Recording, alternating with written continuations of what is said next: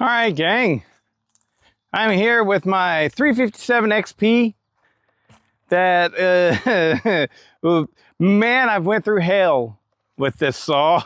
Yeah, I got it for 50 bucks thinking, that's amazing. Oh, it's starting to rain. Let's go ahead and fire it up, get some cuts with it.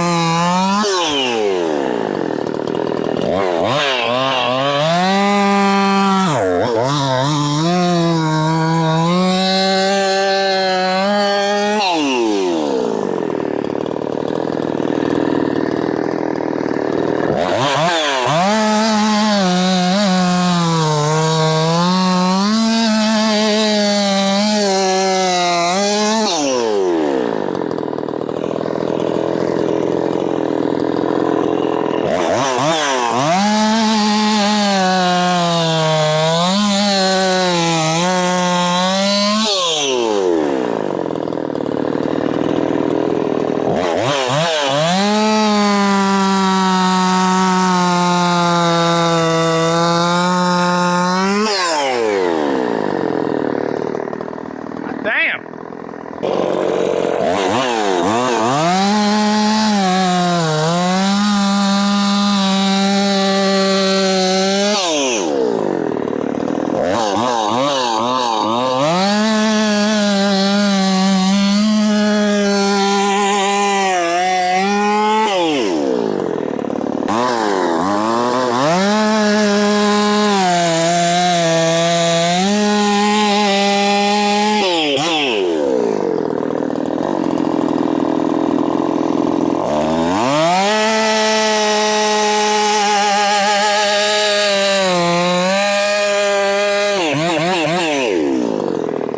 Damn!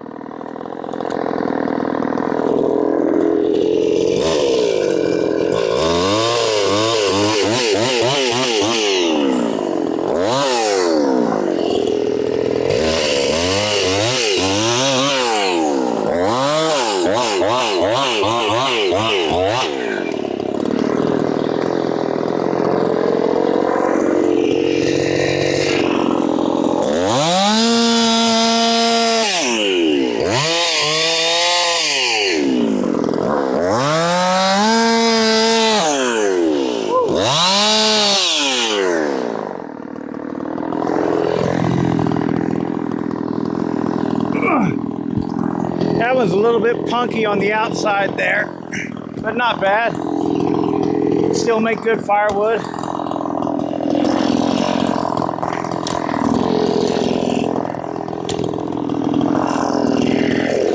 This saw has never ran that good. Never. Or well, I mean,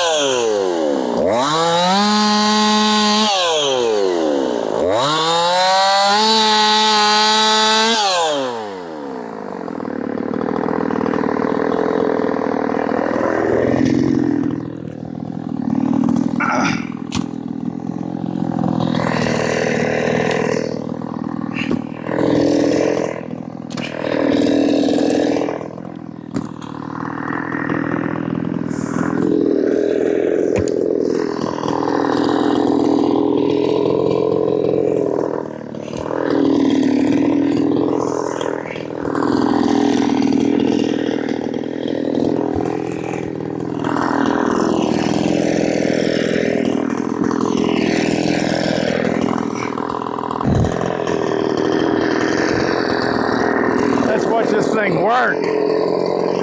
Ooh, baby. This thing is awesome.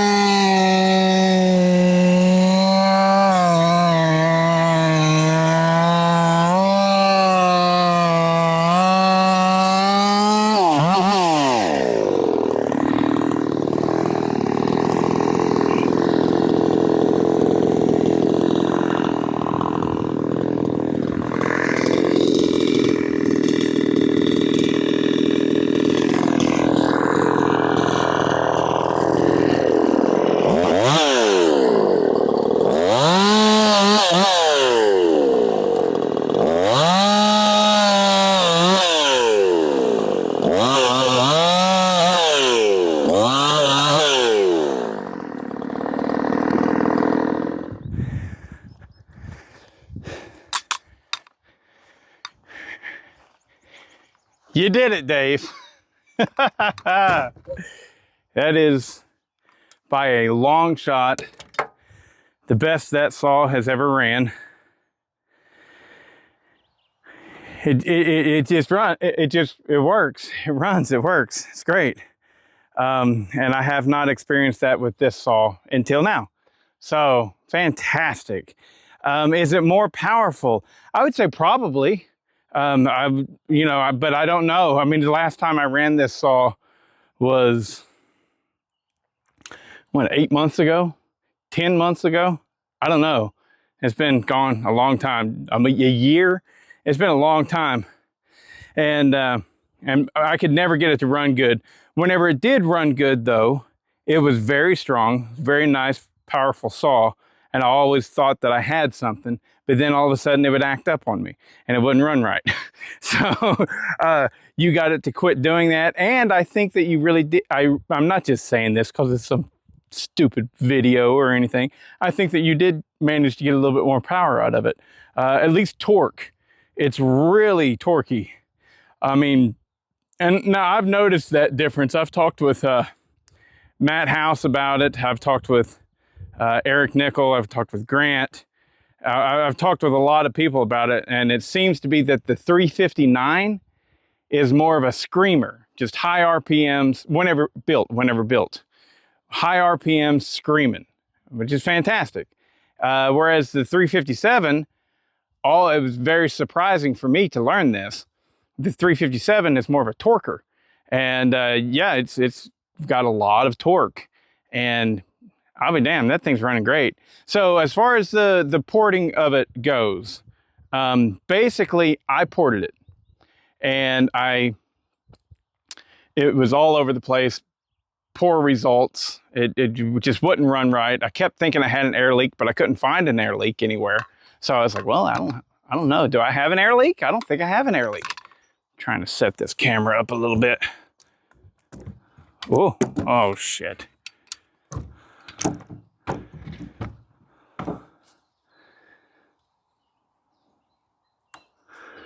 So anyways, maybe now you can see me. I don't know. So anyways, I ported it. And I will admit for sure it was a sloppy port job. Because I was sick and tired of this saw. I was sick and tired of it. I'd been in and out of it, seriously, 12 times. That's a lot, and it was all because I was trying to get it to run right before I ported it. I think that's the way it went. And I just never could get it to run right. Finally, I got it to run right, and then I went ahead and ported it. And then by that time, I was just done with it. And I was, so it was a bit of a sloppy port job.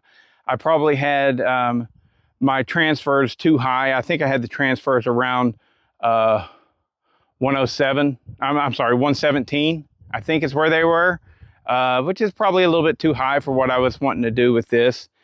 And so anyways, Dave was like, let me take a look at it, because I couldn't imagine that the port job would make it run bad like that.